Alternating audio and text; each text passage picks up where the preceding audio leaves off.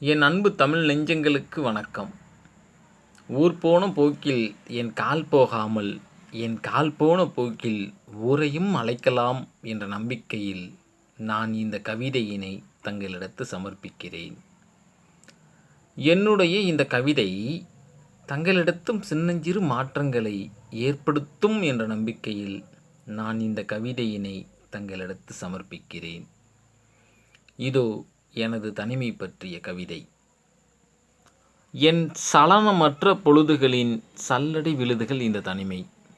என் சலனமற்ற பொழுதுகளின் சல்லடை விழுதுகள் இந்த தனிமை.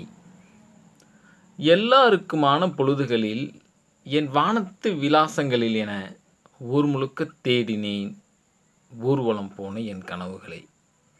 எல்லாருக்குமான பொழுதுகளில் என் வானத்து விலாசங்களில் என ஊர் முழுக்க தேடினேன் ஊர்வலம் போன என் கனவுகளை. காற்றாய் வந்த உறவுகளெல்லாம் கண்மூடி திறக்கும் பொழுதுகளில் காணாமல் போயின, அப்பொழுதும் என்னுடன் வந்த அந்த தனிமை.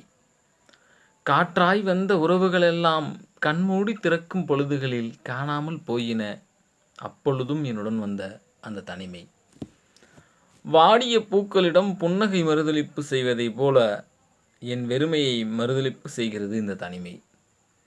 வாடிய பூக்களிடம் புன்னகை மறுதலிப்பு செய்வதைப் போல என் வெறுமையை மறுதலிப்பு செய்கிறது இந்த தனிமை. என்னை நான் அறிந்திராத என் உலகில் எனது ஆறுதல் இந்த தனிமை. என்னை நான் அறிந்திராத என் உலகில் எனது ஆறுதல் இந்த தனிமை.